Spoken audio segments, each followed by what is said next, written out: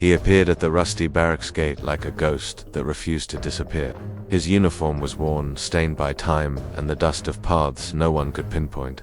His face, thinner, bore scars that weren't just physical. It was impossible not to recognize those eyes, the same look that had once left for war 15 years ago and never returned. The guards froze. One of them, the youngest, dropped his cigarette without realizing it. My God, it's Ramirez.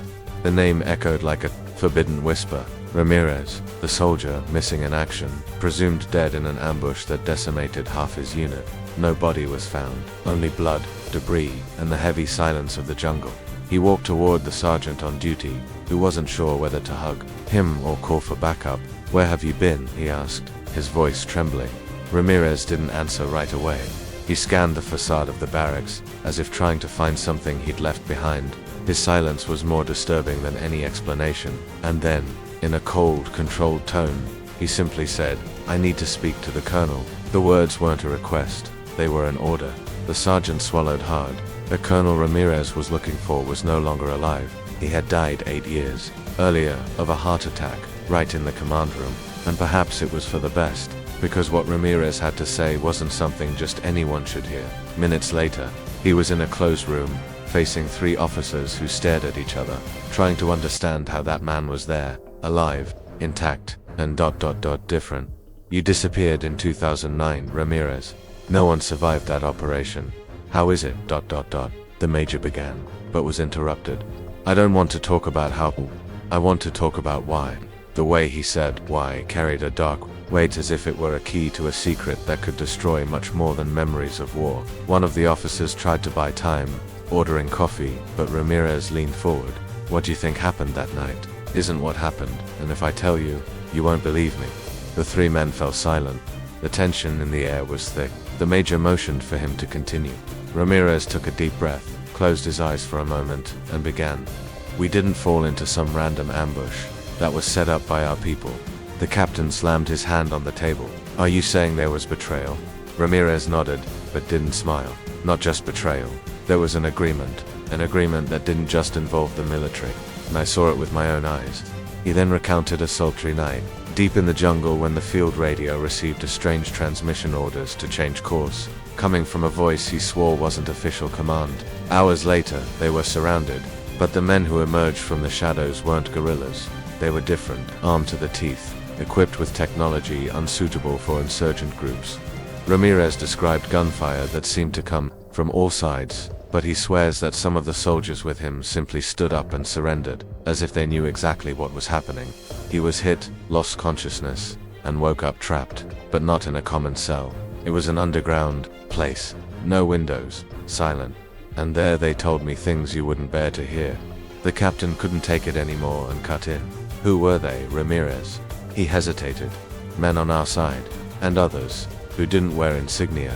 They spoke several languages, they had maps, documents, photos, and they showed me something I can't forget." One of the officers persisted. Ramirez fell silent, clenched his fist, and stared at the ground. When he spoke again, his voice was a whisper. "They showed what's really buried in that forest. It's not weapons, it's not drugs, it's something much worse." The captain laughed nervously, but the major could tell he wasn't making it up. "And you were there for 15 years?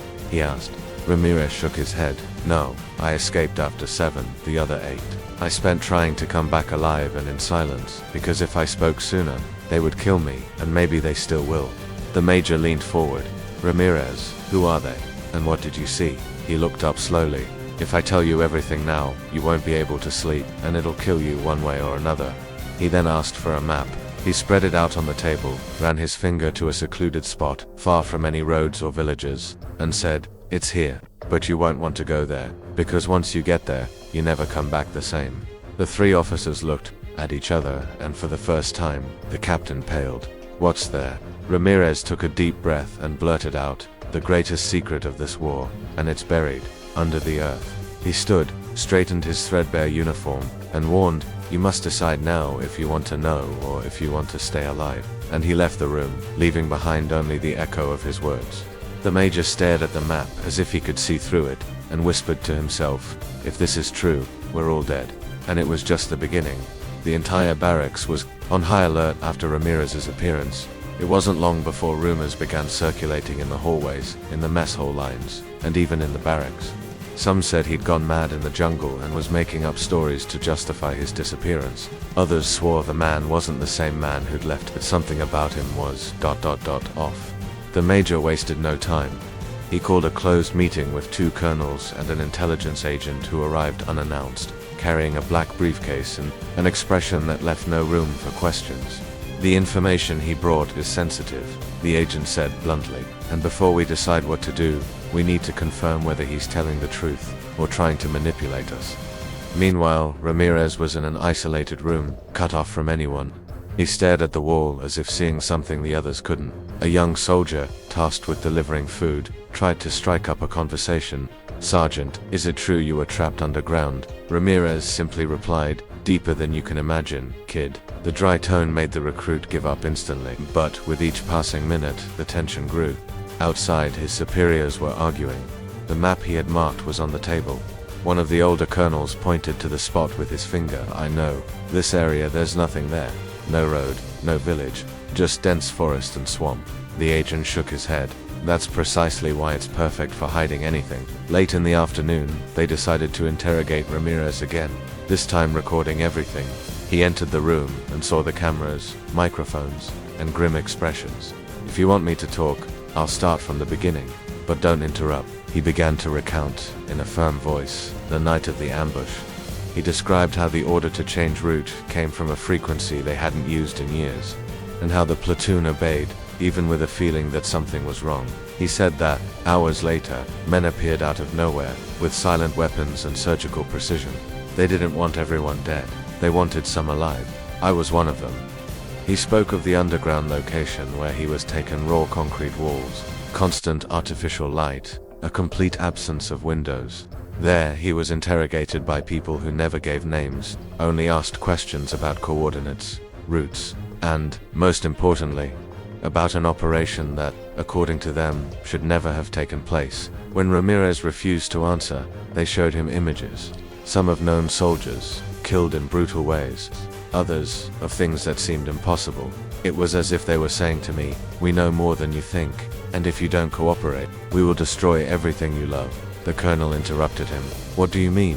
Things that didn't seem possible?" Ramirez stared at him. "Colonel, do you believe there's something buried in the jungle worth more than gold, more than oil, more than any weapon?" The silence in the room was the answer. He continued, "Yes, there is, and you've been keeping it, without even knowing it." The intelligence agent wrote down every word, but his eyes betrayed that he already knew more than he pretended. After 7 years in prison, Ramirez managed to escape, but not alone. There were other prisoners, some military, some civilian. He and 2 companions managed to escape through a makeshift tunnel, but only he survived what came next. "I spent 8 years trying to cross borders, evading patrols, living like a ghost because I knew that if I was captured, they wouldn't take me back. They would bury me alive." At this point, the major tried to keep his voice steady. "Do you want us to go to that place?" Ramirez replied without hesitation, "No, I want you to destroy it, but I know you won't. They'll want to see it. They'll want to touch it, and then it will be too late." The sentence fell like lead in the air. The agent closed the folder and said, "We need to call it a day." But as Ramirez was led away, he left a warning. "If I disappear again, you'll know why." The story was far from over, and for those watching, it was impossible not to feel the weight of every word. It was as if something much bigger was about to be revealed, something that could change everything. End. Before we continue, if you've made it this far, you've probably already realized this isn't just any story. So, to stay on track and discover what Ramirez is hiding, leave a like, subscribe to the channel, and turn on notifications, because what comes next won't leave your mind. Before dawn, the major formed a small, silent team for trusted men. The intelligence agent, and Ramirez, handcuffed per protocol, no badges, no radios. The helicopter flew in the darkness and landed far from the designated spot. The pilot didn't ask any questions. They disembarked and continued on foot, cutting through dense forests with short knives and measured steps. The agent led the way, but the real path was in Ramirez's eyes. He recognized every fold in the terrain, like someone discovering an old scar. Under the canopy of a fig tree, he pointed east and whispered that there was no straight line. There, people breathed slowly, because the air seemed to hear, and any loud sigh summoned invisible eyes. The major raised his hand, and everyone froze. A vine had a fresh cut. In the ground, thin grooves revealed narrow wheels, lighter than those of an ATV. A service cart signaled. The agent held up 2 fingers, ordering absolute silence, and they continued in a column, and the forest pressed against his chest. A metallic, almost electric smell clashed with the mud and leaves. The radios hissed with interference that came and went like distant breathing. The major tried to call base and received only noise. Ramirez touched the trunk of a kapok tree and revealed a nearly faded notch. It wasn't natural. Someone had been marking a route there for a long time. The agent recorded it and asked quietly if the place was still active. Ramirez replied, without looking back, yes. They update the signals at every station. They change trails. The filtered light created shadows that looked more like cell bars. Half an hour from the stop, the temperature dropped for no reason. The silence grew. It was the kind of silence that builds when machines hide. Ramirez stopped, raised his hand, and made everyone kneel. On the ground, a straight line of leafless earth cut through the forest like a fresh scar. It was a buried cable. He smiled humorlessly and said the house was lit. The agent bit his lip and checked his stopwatch. They found a service road covered in leaves. Tires had passed there weeks before. The sun didn't reach the ground, and the breeze was cold. At the end of the road, a scorched clearing revealed firmer ground. Ramirez knelt, tapped the blade, and heard a hollow sound. Iron. The agent pointed to the sign and said it was the entrance. Ramirez denied it. It's a decoy. They leave a false top for anyone sniffing around. Stepping on it triggers a silent alarm. The major set his jaw and ordered them to take 2 steps back. Ramirez pointed to a fallen trunk, its bark marked with a pattern of fine holes. A pipe. He walked parallel to the clearing, counting trees. The 11th tree held a triangle of lighter earth at its base. There, the ground vibrated almost imperceptibly, as if a machine were breathing. The agent smiled briefly. We found the vent. The major counted the time, looked at the overcast sky, and decided to advance. If it had been a trap, they would have been met with gunfire by now. The air smelled of hot oil. A breath rose from the ground. Yes, the structure's vent was disguised as a moss-stained concrete termite mound. Up close, the texture betrayed the deception. Ramirez pressed his face against it, closed his eyes, and listened. There was a low, steady hum. Something was spinning down there. The agent pulled a hex wrench from his pocket and quickly released the grate. Warm, dry air rushed through the opening. It didn't smell musty. It smelled like running equipment. The major warned he would call for backup, but the radio remained silent. He calculated the risk and kept the group. They launched a micro camera into the duct and waited for the image to stabilize. The lens spun down, hit a smooth wall, and slid along a rectangular shaft until it opened onto a white space. Ramirez pointed out stains on the baseboard. It had been recently cleaned. The agent noted the time and approximate altitude. Then he covered his face with a handkerchief and said they would enter, with or without authorization. The major hesitated for a second, weighed lives and the future, and finally relented. He ordered a short perimeter and to covering the rear. Yes. The shaky image revealed a wide corridor, yellow lines on the floor, numerical codes on the walls, and an arrow pointing to Module D. No dust. No abandonment. Someone was cleaning it. The agent bit the cap of his pen to contain his anxiety. Ramirez asked them not to mention names, only signs. The major nodded. They decided to enter through a maintenance access covered in roots. A narrow opening lead down a metal staircase with worn steps in the center. Steps counted. Hands on the railing. Breathing was low. The smell changed, becoming clinical. Down below, the corridor seemed to multiply the sound, reflecting back each breath. The agent wanted to move quickly. The major imposed a cadence. Ramirez, in the middle, repeated in a barely audible voice that nothing there was left to chance. If anyone saw them, they would expect a mistake. The light blinked once, as a test. No one responded. They continued, pressed against the wall, to the first unmarked door. A static noise came from the ceiling. The door exuded a subtle heat, a slight vibration. On the other side, an empty, cold room. Impeccable walls. A table with fastener marks, as if something had been screwed in and removed in a hurry. In the corner, 3 restraint collars with new buckles. On the ceiling, a speaker played forest sounds on a loop, trying to feign normality. The agent picked up a broken badge from the floor. No name, just a code and 2 letters, AO. The major photographed it and put the plastic away.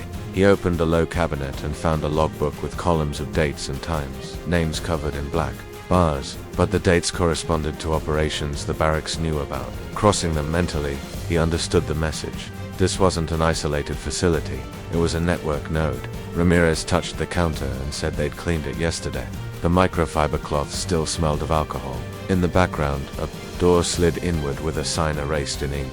Circular scratches on the floor indicated pedestal casters. A gray stenciled diamond pattern repeated 3 times on the baseboard.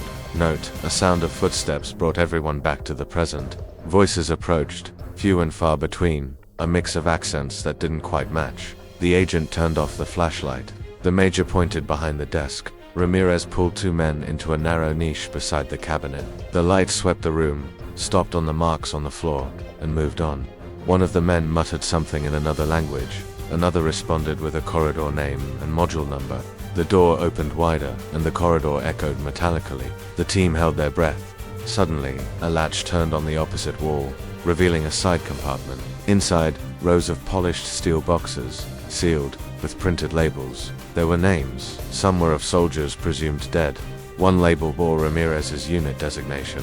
Another, empty of name, bore only a date. The agent raised the camera, and Ramirez held his wrist. One of the boxes vibrated at a low, almost breathing rate. Then the major's radio crackled. A voice said Ramirez's codename. It opened. The sound of the codename made Ramirez's body stiffen. It was a voice he knew, deep, drawled, but impossible to be there. It belonged to Lieutenant Valdez, killed in the same ambush that had wiped him off the map 15 years earlier. The major exchanged a quick glance with the agent, who immediately turned off his radio, but it was too late. Whoever was on the other side knew they were there. From the corridor, steady footsteps began to approach, and there were many. Ramirez closed his eyes for a second, took a deep breath, and murmured, "Now they've seen us." It wasn't a metaphor. He was talking about hidden cameras. The agent raised his flashlight and illuminated a nearly invisible spot at the junction between the ceiling and wall, a tiny glass eye. The sharp click of a mechanism sounded, and the main door to the room closed by itself. A hydraulic lock sealed the exit. The major rushed to try to open it, but the structure wouldn't budge. The air in the room began to change, growing colder. A red light flashed overhead, accompanied by a low-pitched thud, like a silent warning. Ramirez knew what it meant. They're isolating us. They never leave a trace. They're going to clean this room and anything inside it. The agent opened his backpack and pulled out a small, Velcro-sealed cylinder. It was a breaching charge, but Ramirez held his arm. It won't work. Here, even the walls lie. Then, from the hallway came a metallic sound, like wheels approaching. The side door, the one with the faded sign, began to slide slowly. Behind it, a steel stretcher appeared, carrying a box identical to the ones they had seen, but larger. Inside, something wrapped in layers of thermal material. The vibration was more intense. The agent stepped forward to get a better look, but Ramirez pulled him back abruptly. "Don't look too hard. They record everything. Your every reaction is worth more than you think." The stretcher was pushed by 2 men dressed in black, without insignia, wearing masks that covered half their faces. Neither of them spoke. They simply positioned the box in the center of the room, rotated the pedestal, and locked the wheels. The larger of them looked directly at Ramirez and made a gesture with his hand, 3 fingers raised, then clenched into a fist. The soldier sighed, recognizing the code. It was a summons, used only on missions where no one returns. The masked man approached, pulled out a tablet attached to his arm, and displayed an image. It was an old photo of Ramirez surrounded by his unit, taken the night before the ambush. But there was one detail that had never been in that photo. In the corner, behind them, a figure no one remembered seeing. The agent realized he was dealing with something much bigger than smuggling or military espionage. He whispered to the major, "This is narrative control. They're not just hiding objects. They're rewriting the past." Ramirez then crouched down beside the central box and touched it with his hand. The metal was warm, but pulsed, as if alive. "Here's the proof," he said. "That's why I stayed alive. And that's why you ... maybe won't get out of here." The red light flashed twice and stopped. The masked men left, leaving the box. The side door closed again, but the main one didn't open. Silence fell like a stone. The major, trying to regain control, ordered the box opened. The agent hesitated, but Ramirez didn't. He pulled the side latches and lifted the lid. Inside was a transparent cylinder filled with golden liquid, and in the center was something that looked like human tissue, but it wasn't ordinary flesh. Tiny veins moved on their own, as if breathing. The agent took a step back, horrified. Ramirez didn't look away. "This was taken from someone, from a man you know?" The major, pale, asked. "Who?" Ramirez replied quietly but firmly. "From the colonel you think died of a heart attack." The revelation hit the room like a silent explosion. The agent quickly closed the box, glancing at the cameras. "If they saw you say that, we're already marked." The major glanced at his watch, even though he knew there was no signal. Time seemed to be against them. Ramirez put away the mental map of the place and said, "We need to leave now, but first, you'll see what's buried. And once you see it, there's no turning back." They began planning their impromptu escape.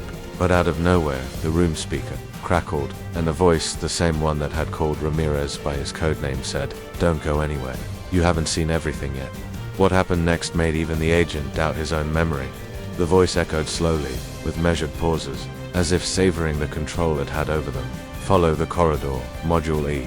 The door opened on its own, creaking as if it had been lubricated at that instant. The major hesitated, but Ramirez walked ahead, without waiting for orders. "If we want to get out of here alive, we play along as far as it will go." The lights in the corridor flickered on, one by one, leading them like a trail of bait. The air grew colder and drier, smelling of ozone and metal. Each step sent back an echo that belied the size of the spaces. If the walls concealed much larger voids, at the end of the corridor, a steel wall with a biometric panel awaited them. Ramirez touched it, and to everyone's surprise, the light turned green. "They brought me back because they want me to do this." The door slid upward, revealing a suspended platform surrounded by railings. Below it, a gigantic artificial crater, illuminated by spotlights. In the center, an opening in the earth wide, deep, with edges reinforced by metal structures. And down below, something glowed, pulsing, as if breathing along with the earth. The agent held his breath. "This isn't military equipment," Ramirez confirmed. "No. It's what they've been protecting since before the war started. This right here is the real mission." The major, incredulous, asked, "What the hell is this?" Ramirez looked down, his expression grim. "I can't tell you what it is, but I can tell you where it came from. It wasn't made here. And I'm not talking about another country." A draft of hot air rose from the pit, bringing a low sound, almost like a heartbeat. On the lower platforms, men in black uniforms operated consoles, but they didn't look up. All focused, as if any distraction could be fatal. A spiral staircase descended to the level closest to the object. Ramirez began to descend, and the agent and the major followed, unsure whether out of courage or the impossibility of returning. As they approached, they realized the shiny surface wasn't metal, it was organic. Strange patterns, almost like symbols, moved slowly across it, changing shape, as if they understood they were being observed. They reached the base, just a few meters from the core. Ramirez stopped and stared at the two. "This is where they brought me. This is where they told me. Choose. Either you work for us, or you'll never see the light of day again."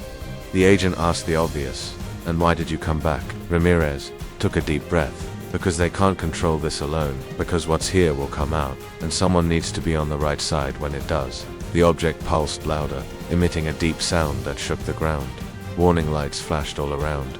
The men in black began to run, adjusting controls, shouting codes no one there understood. Ramirez took 2 steps forward, ignoring the shouts. The agent tried to pull him away, but he let go. "Do you think I was trapped for 15 years? No, I was learning, waiting." Then he placed his hand on the surface. The glow spread through the object, running like veins of light until it disappeared inside. A sharp sound echoed, and the ground beneath their feet seemed to give way for a second. Sirens blared. The major screamed to run. Ramirez turned and said, "You will never see me again, but you will remember this for the rest of your lives." Before they could react, a column of light enveloped Ramirez and sucked him into the core. The sound stopped. The lights went out. The object went opaque. The agent and the major hurried upstairs, without looking back. At the top, the steel door closed by itself. A dense silence fell over the place. The only thing they heard before they left was a deep voice, coming from all sides. "The greatest secret is still buried under the earth." Outside, the sky looked the same, but nothing seemed the same. The agent looked at the major and said, "No one will believe this." The major replied, without taking his eyes off the forest, "And that's exactly what they want." And This is where the story leaves the question hanging. How willing are you to believe in what you can't explain? Because some truths prefer to stay buried.